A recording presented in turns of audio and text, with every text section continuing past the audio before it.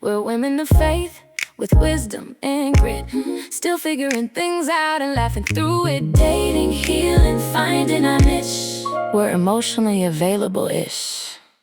Welcome to Emotionally Available-ish. I'm Valerie. And I am Jada. And if you've ever been the one everyone depends on, the one who always has it together, this episode is for you.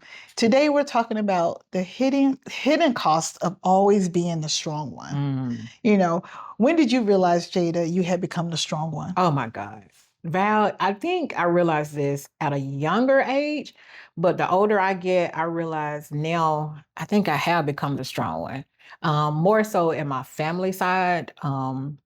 And I can't even give you like a specific day or date.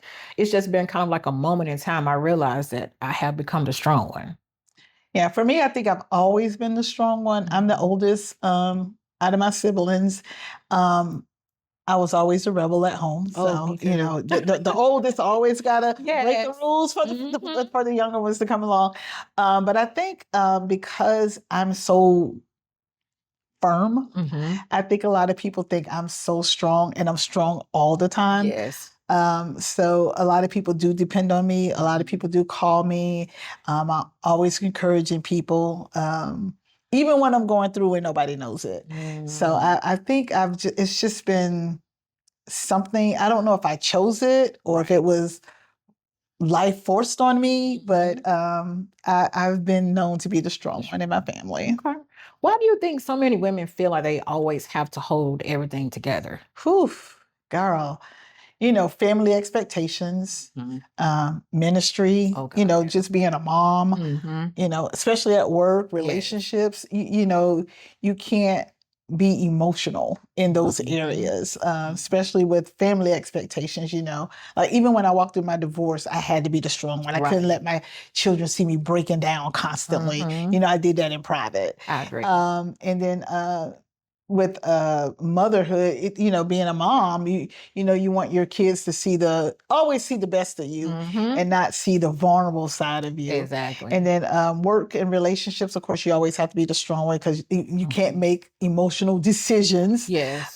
So you have to always put on that hat where you just don't show vulnerability at that time. And it does create you to be you're the strong one, but at some point, you're not going to be the strong one. You're going to need somebody to lean on to. Yeah, I agree. So for you, who checks on the women everyone assumes it's okay? That's a good question, Val. Who checks on the woman? Yeah, like why do strong people often feel unseen? Because usually they are. Yep. Unfortunately, the strongest person is the one who's checking on everybody else. And as you said, people assume that you're always okay because you're holding that mantle all the time, not realizing on the inside you're broken. Yeah. And someone needs to check on you. But I think it's because you always have that. It's always assumed that you are the strong one. Yeah, and I agree with that. It's because you do often feel unseen because people never think nothing goes wrong in your life. Like everything is hunky-dory, perfect. So people tend not to check on you as often as you check on them. Absolutely. Just because you're functioning doesn't mean you're healed.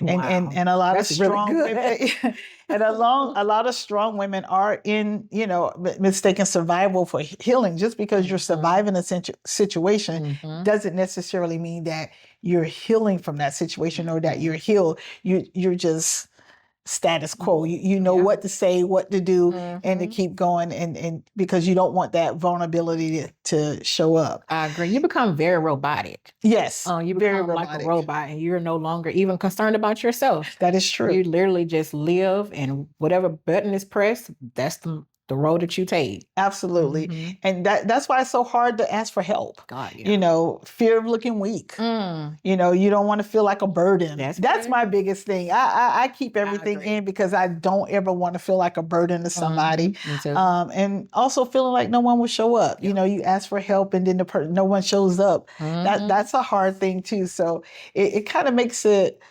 It makes it difficult. It makes it very difficult. difficult. Because you always think too, like if you do ask for help, it's always like, oh God, now what does she want? Yep. And then if you do ask for help, it's then, well, when are you going to give it back to me? Or what do I have to do to help you? Because you're always the one helping people. So when you do need help, will they even help you? Right. And like you said, you don't want to feel like a burden. And I can say that has been my story too. Like, I don't want to be a burden to someone.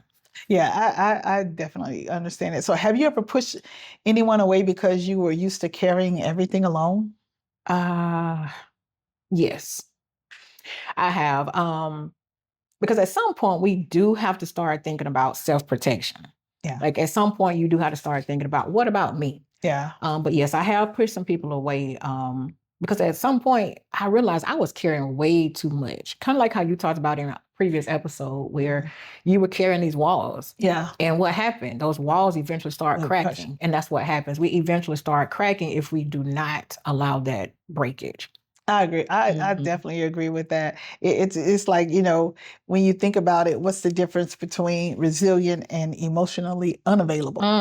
When does independence become isolation? And I've found myself in that. Yeah. I've isolated myself. And I have to actually, even now, I have to think about it. Is it isolation or is it independence? Or, have I allowed my independence to now become isolation? Because I can go home and stay in my house all day. And be happy. And all be by happy. myself. All by myself. Yes, I agree. And so, but for me, I think to me, I don't find that unhealthy. It's just where I am right now in my life. I can go out with friends. I can do that too, but I can also, I think my independence, for me, it doesn't make me I don't feel isolated. Gotcha. I don't feel like, I'm staying in the house with who I'm trying to hide from people. But it does when you're so, strong, a lot of people do retreat back and they want the isolation because at this point you've carried so much. And carrying other people's issues and problems is a lot. Oh God, yeah. You don't realize it. It's a lot because you're constantly praying for them. You're constantly counseling. You're constantly encouraging. And it is a lot. It is a lot because you're weighing their burdens too, because you're constantly also thinking, how can I help fix their problem? Number one, it's not for us to fix, right? Exactly. So we're carrying that burden on our shoulders, and the whole time our shoulders are getting heavier and heavier. Yeah. So Val, what has healing taught you about letting people help you? Oof. I'm still working on that. Okay. I'm still working on that. I am very few people that I will be vulnerable with. And usually those people that I can tell things to, I think it taught me that I don't have to worry about them being judgmental. Yes. And that's the other thing. You got to be careful who you share with. Absolutely. You don't want loose lips, sink ships.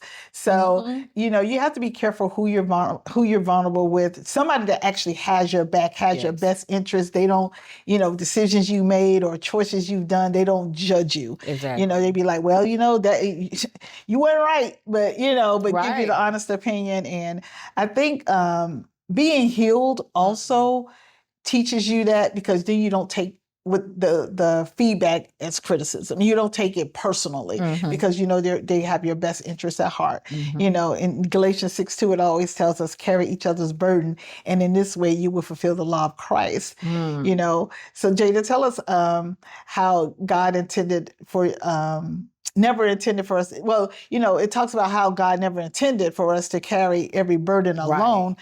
Strength isn't refusing help. It's having the courage to receive it. Yes.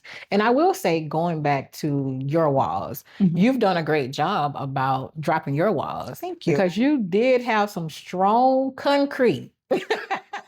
Your walls were very, yes, you had some cement walls up. So it has been great to see your growth.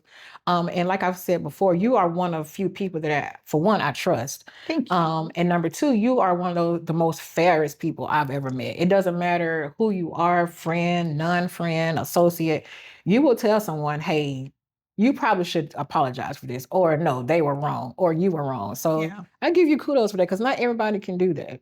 Some people get in their feelings and will say, well, that's not for me to say, or they'll even go to the point where take sides, and you won't do that. You won't take sides. You'll definitely, like the old people say, tell it like it is. And that's definitely how Val is. She'll tell it like it is. Well, and that's what I love about you. Oh, thank you, Jada. I You're appreciate welcome. that. Well, this has been a great episode. It has. And, I just want to leave you with a closing thought. You don't have to earn rest. Even Jesus stepped away to rest. Being strong doesn't mean carrying every burden alone. It means knowing when to let God and trusted people to help carry the weight. And we want to leave you with a question. Just comment, leave a question for you in the comments. Have you been carrying something alone that you were never meant to? And what's one way you can let someone support you this week? Share with us in the comments. Thank you for joining us. Remember to like, subscribe, and share. And we are emotionally Available-ish.